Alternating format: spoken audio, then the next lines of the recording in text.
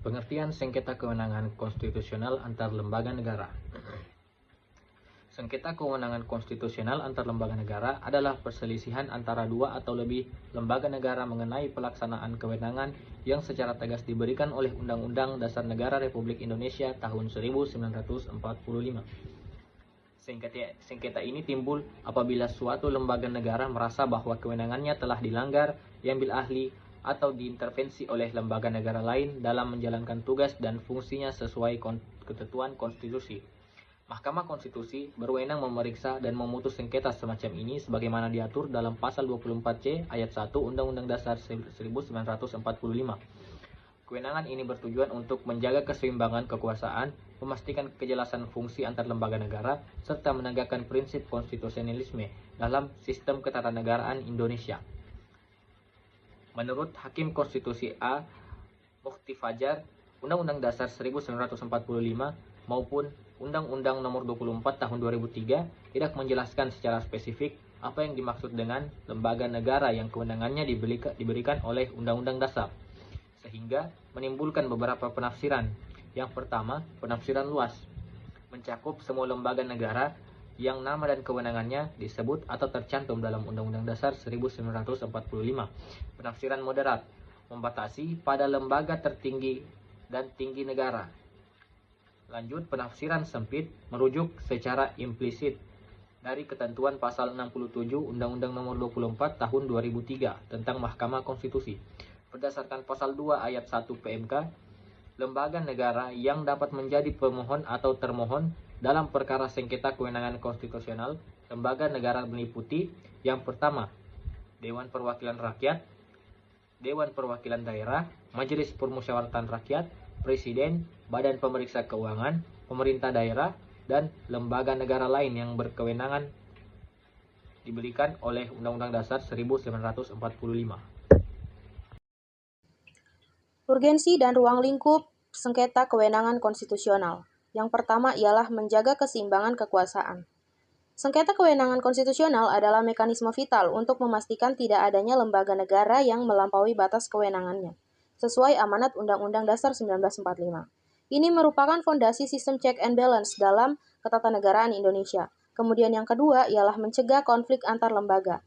Tanpa mekanisme penyelesaian yang jelas, potensi konflik antar lembaga negara dapat mengganggu stabilitas pemerintahan dan pelaksanaan fungsi negara secara keseluruhan. Maka dengan ini, Mahkamah Konstitusi hadir sebagai wasit konstitusional untuk menyelesaikan perselisihan ini. Yang ketiga, memastikan supremasi konstitusi. Setiap tindakan lembaga negara harus berlandaskan konstitusi. Sengketa ini menjadi instrumen untuk menegakkan bahwa konstitusi adalah hukum tertinggi yang harus ditaati atau dipatuhi oleh semua pihak, dan memastikan konstitusionalisme tetap terjaga.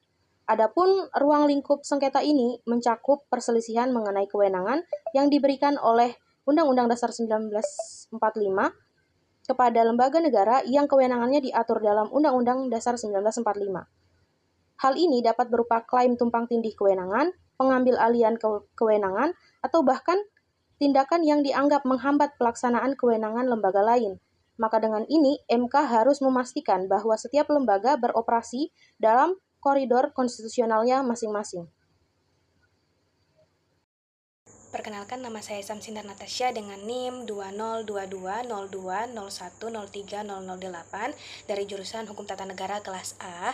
Adapun subtema bagian yang saya bawakan yaitu dasar hukum Mahkamah Konstitusi dalam memutuskan sengketa kewenangan antar lembaga negara. Yang pertama itu ada Undang-Undang Dasar Negara Republik Indonesia tahun 1945, yaitu terdapat di dalam pasal 24C ayat 1 Undang-Undang 1945. Dia menyatakan bahwa Mahkamah Konstitusi dia berwenang untuk mengadili pada tingkat pertama dan terakhir yang putusannya itu dia bersifat final untuk menguji undang-undang terhadap undang-undang dasar. Kemudian memutuskan sengketa kewenangan lembaga negara yang kewenangannya itu diberikan oleh Undang-Undang Dasar. Kemudian memutuskan pembubaran partai politik dan memutuskan perselisihan hasil dari pemilu. Pasal ini dia merupakan dasar konstitusi utama. Dia ini memberikan kewenangan langsung kepada Mahkamah Konstitusi untuk menangani sengketa kewenangan antar lembaga negara. Kemudian terdapat di Undang-Undang Nomor 24 Tahun 2003 tentang Mahkamah Konstitusi, yaitu sebagaimana telah diubah dengan Undang-Undang Nomor 8 Tahun 2011, yaitu terdapat di pasal 10 ayat 1 huruf B, dia menyebutkan bahwa salah satu kewenangan dari Mahkamah Konstitusi itu adalah memutuskan sengketa kewenangan lembaga negara yang kewenangannya itu diberikan oleh Undang-Undang Dasar 1945.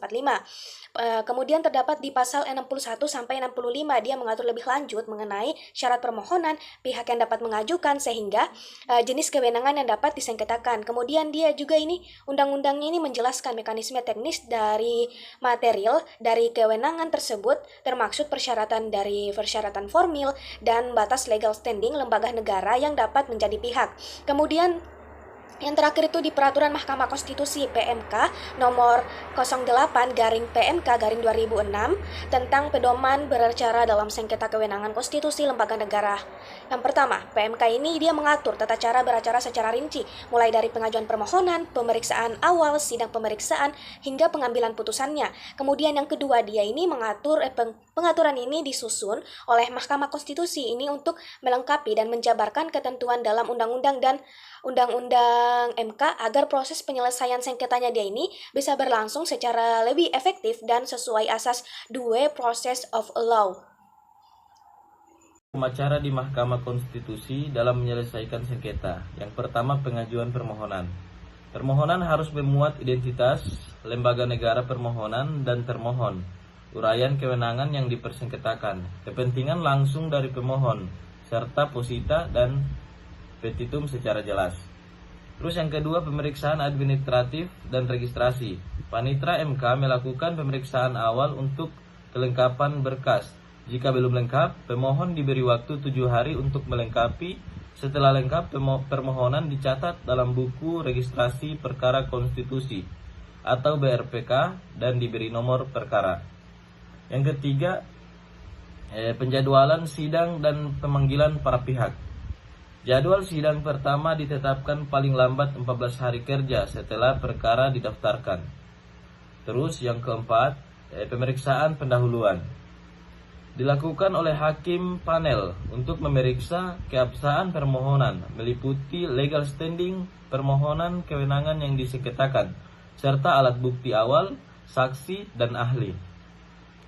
Terus yang kelima, pemeriksaan persidangan dilaksanakan dalam sidang pleno yang terbuka untuk umum.